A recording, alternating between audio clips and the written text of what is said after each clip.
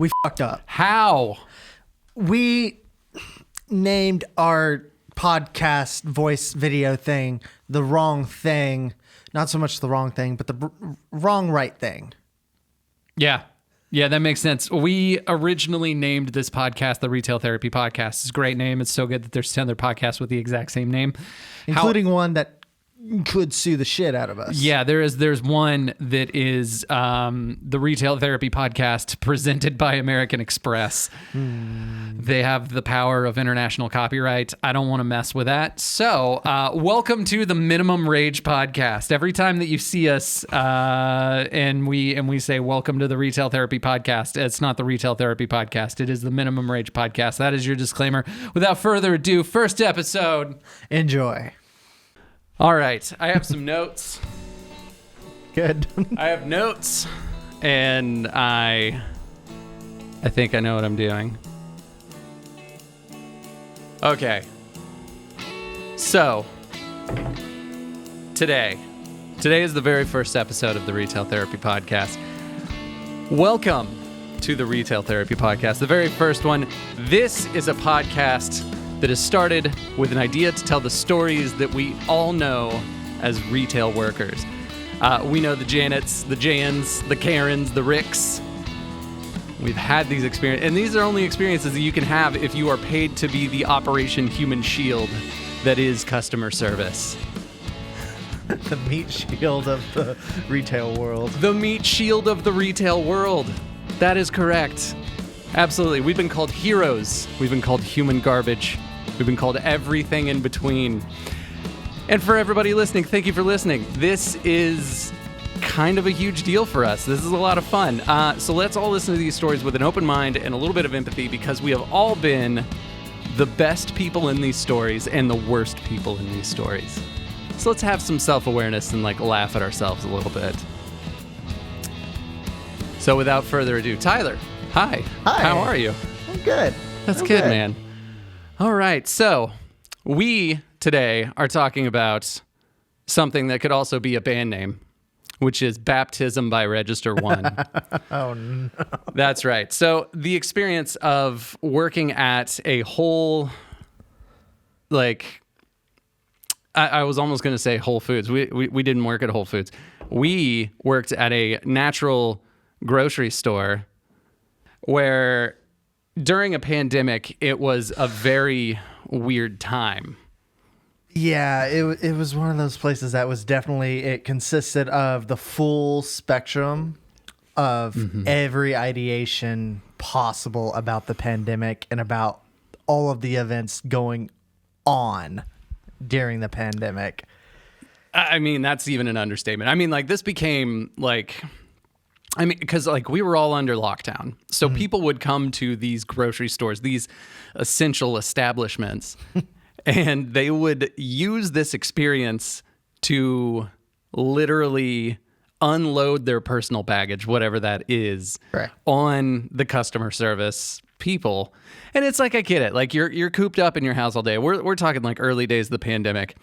And they would come in and they would applaud us. They would be like, you guys are heroes. Thank you so much for being here. I cannot help. Oh, yeah. My gratitude. Exactly. And it's I kind of miss those days when we all used to stand on balconies and applaud frontline workers and stuff. That was yeah, I mean, it was kind of nice to be appreciated. But there's this other side of it too, where it's I really didn't like being called a hero, because that also implied that I was willing to die for somebody. I'm definitely not willing to die. Not to do this. Yeah. No, not to sell you your squash. Yeah. Oh God. No, definitely not for squash. Maybe for watermelon. But I don't even know what that means. Maybe some high quality tofu, but God, never the squash. Yeah, never the squash though. No one wants squash. No one wants to die for squash.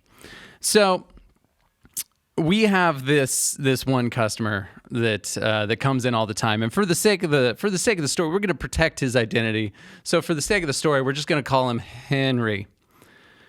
And it's a name. It's a name that a lot of people have. So this fellow that comes in, I want to give everybody a little bit of background on who this man is and his mannerisms.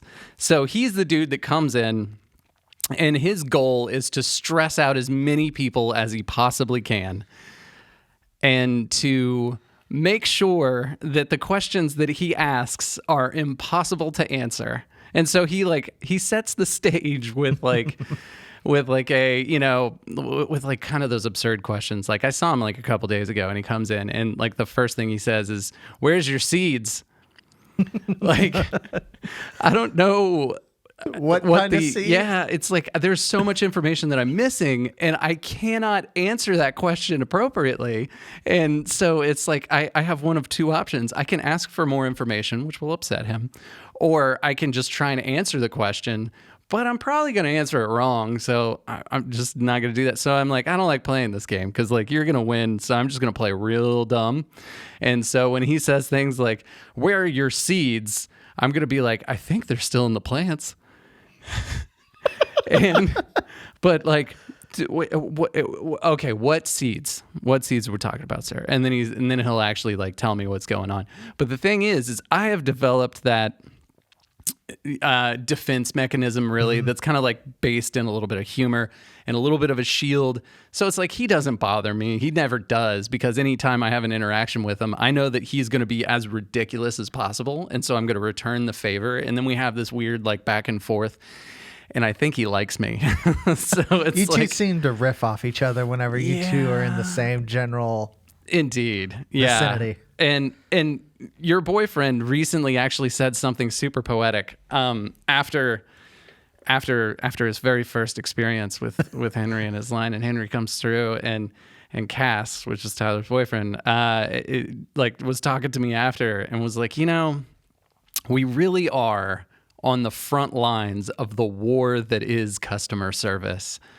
And I'm like, oh man, Henry really fucked you up, didn't he? Oh. Yeah, I know, it's like poetic. He came home and was talking about Henry for at least 45 minutes from the time he got home to the time we went to bed. It was traumatizing for the poor dude. So that generally, so for everybody who's listening, generally you kind of get an idea for who this person is. We've all seen this person in line in front of us who's like, doing like 15 returns or like whatever it is, and he's just upsetting everybody and trying to create the most stressful possible situation. But to give you just a little bit more character development on this dude before I go into my main story of this episode. So like, just to give you the full spectrum of who this man is. So like when he was moving, and he lived close to this grocery store that we worked at. So when he was moving, he called and he was like, "Hey, I need boxes." And it's like, "All right, I think we got some."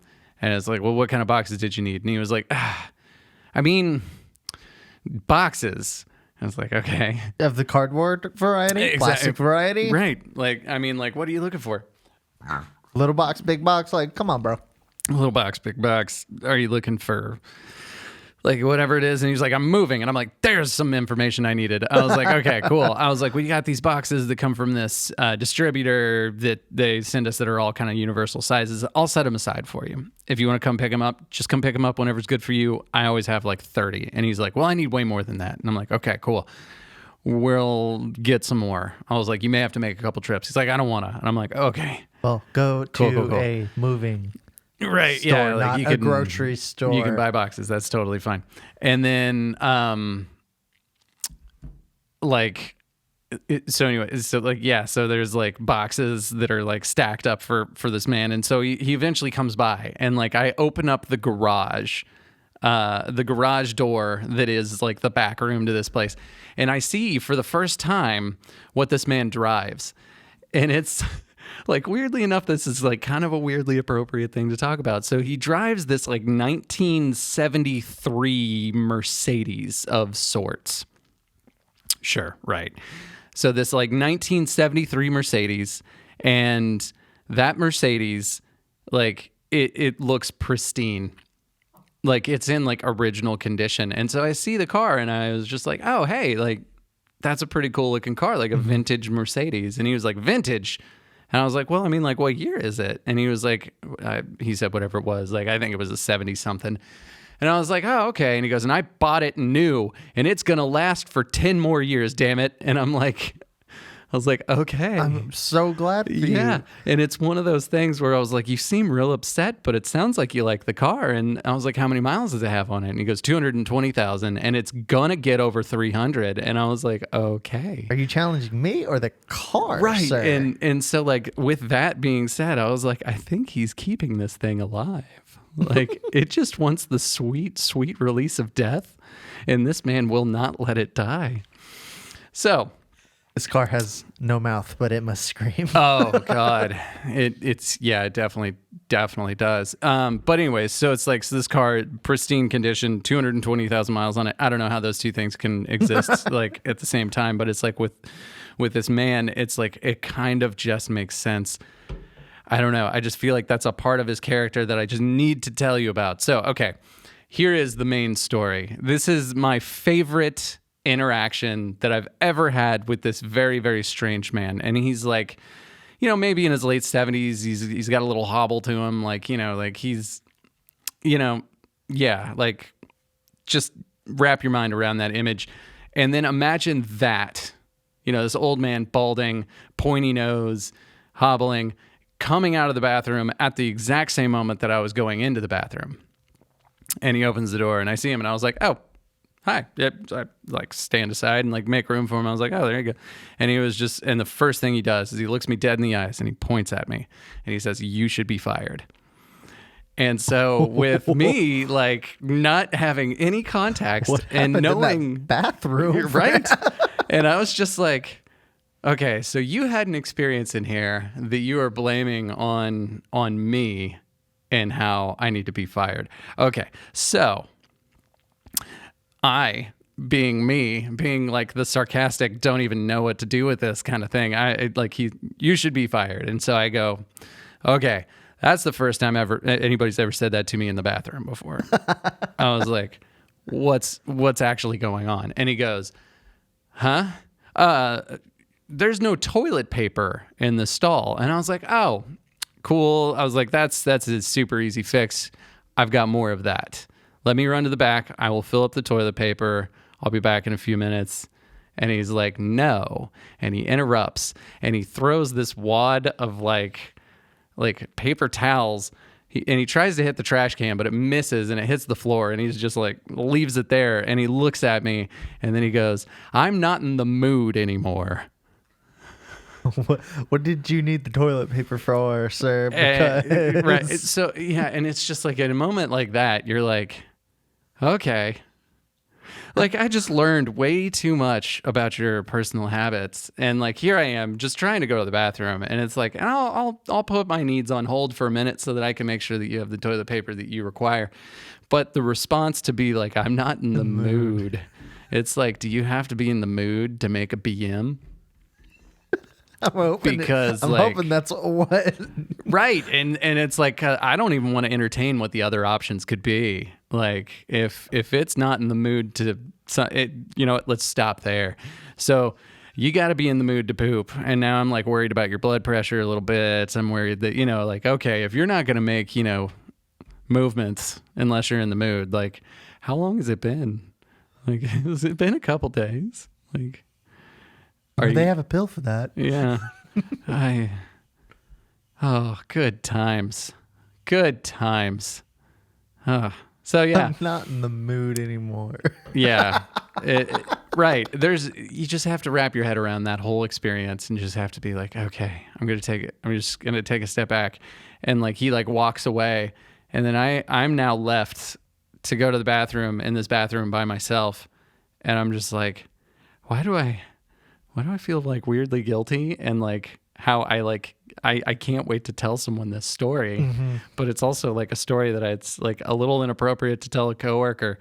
So I started a podcast where I tell all you strange people is probably not the right term. With an ex-coworker. Yeah. Tyler and I used to work at this place together. Oh man. Yeah. So that is the story that is baptism by register 1. The weird thing is, like, I worked at this grocery store for a year plus, not too terribly long. And everyone had these stories with Henry. I never had like a strong interaction with the dude. I don't know if I always caught him on a day where he was like in a quote unquote good mood. Maybe he was in the mood for a BM. I don't know. Yeah. But like, I always wanted one because I was the guy that like, I wanted to be in the center of the drama that customers would bring to us, almost to a fault. Yeah. Which tended to land me in situations, especially within my first couple of weeks there, of getting way too much information from people who think because we work somewhere that sells quote unquote healthy things that obviously I've gone to college, gotten my PhD in medicine. Oh man. Yeah. I feel like that's like a subject matter of like a whole episode in and of itself. Yeah. But the first thing that like made me realize like, oh, this isn't going to be just a normal grocery store job. Working there was 2 weeks in. This is like a couple months deep into the pandemic. Everyone knows what's going on. No one's confused. Everyone's like, okay, wear a mask. Stay 6 feet away from me. Cool. Well, when I started here, no one gave me the heads up of like, hey, by the way, we get some absolute bonkers human beings coming into this place. So, okay. So I was your boss. I was one of your bosses at this job that you got at this nature's groceries. Garden of Eden. The garden of, hardly. It's, you got to work on what the garden looks like. But anyways, so we had no idea though. Like that was the other part of this is like, I had no idea how crazy our customers were. We always knew they're a little off, but like they're just a little different. And they're just free spirited, and there's a lot of hippies that live around here, like whatever it is, you know. But like honestly, the pandemic like opened the door to crazy. Absolute nuts. And this was also the time, and the only reason I'm bringing this up is because it is pertinent to this specific story. This is also right around the time where like QAnon started to really go nuts. Yes. So I'm helping this one customer. I've been here 2 weeks, so I know a lot about certain things that I was already interested in, and practically nothing about everything else. So whenever a customer's like, hey, can you help me with this one of these two specific things? It's like, hey, I know those. Yes. Yeah. This customer comes in, hey, I need some help with kombucha. All right, got you. So we go to the kombucha section, and we're, sifting through, and he's reading all the ingredients. Cool, that's normal at this point. People really care about what they're putting in their body. Great. But I noticed, like, oh, this guy's not wearing a mask, and our store policy right now is like, hey, you have to wear a mask. Right. And, for like 2 weeks. Yeah. Yeah. And I bring it up to him. It's like, hey, man, I noticed you don't have a mask. If you want, I can go grab you a temporary one from up front. They're completely free. Not a big deal. I get it. Although it's like, yes, it's a big deal, dude. Yeah. I mean, yeah. Yeah. Oh, man. There's so much to unpack. And he, like, whenever I said that, he was, like, bent over looking at kombucha. And he, like, straightened up and, like, rotated his head and, like, looked at me for a second and goes, I don't believe in the virus. And I'm like, I understand that. You may not. But our company policy, and he goes, your company has no power over the kingdom of heaven, sir. Oh. And at that moment, at this time, I had like very limited experience dealing with customers with how grocers wants me. We'll blur that. Yeah. I got beep sound effects. This company wants me to deal with things like that. So I go into mine where Andrew deals with things with humor. I just get really sarcastic and rude. And I'm like, sir, the kingdom of God is like a future idea. Like if you want to talk theology, we can go all day. But let me get you a mask, and then we can do whatever you want to do from there. Or you are more than welcome to leave. There are other stores in this area that sell the same kombucha. So the thing that I'm just thinking about, like, so sorry, I don't want to interrupt or interject, but like, there's this one thing that you said that he said, which is like, okay, so he like stands himself up and turns towards you and he says, "I don't believe in the virus," and like it's one of these things where it's like, I kind of want to give him the evangelical virus speech and be like, "But the virus believes in you, sir," because like he then tried to like turn around and just tell you like the kingdom of heaven and God and all this. It's the same kind of deal. Now, listeners, if you couldn't tell from just this little small interaction that we're talking about here, Tyler and I do believe in the virus. We do actually trust the science on the virus. We are pro taking whatever precautions are necessary in order to protect as many possible within what we can do without getting to a point of where it's just absolutely ridiculous. Like, I'm not a person who thinks that 0 deaths is the only acceptable number. Yes, that's an ideal, but like, we're not going to have that. But I still think that like something as simple as like wearing a mask, like what's the worst case scenario? You smell your own breath. Your that's nose really is a little it. itchy if you have a mustache. Exactly. I definitely, yeah. There were times where I was like, I think my mustache is in my nose. It's giving me a COVID test right now. Exactly. Yeah. Oh, that's so gross. But like, it's the same thing with like the faith over fear thing, and it's like someone says faith over fear, and it's like, but you're so terrified of like something like just the science based on like a vaccine or a virus or something, but you say faith over fear, and it's like, sounds like you're pretty fearful. I don't know. And like, I could literally turn around and use your same faith over fear argument, but like to work against your case. Yeah, exactly. Anyways. Yeah. Sorry. Proceed. Yeah. So I smart back at this guy, and it's like, man, that's fine, but you either need to wear a mask or you need to leave. Like those are your only two options, which I learned later was not an appropriate response, but nonetheless. And he goes, "Oh, is that so? Well, I'll have you know that I am part of a certain group that will make sure this company is torn down and that all of you damn Dems are executed." And at that point, I'm like, "Oh, I've heard this line before. You're one of those Q nuts." And I don't say that out loud. That's kind of like internal monologue. And I stand there and I'm like aghast. I'm like, "What? Did he just threaten me?" Okay. So I'm like, "You know what? Let's grab your kombucha. I'll check you out and you can head on back."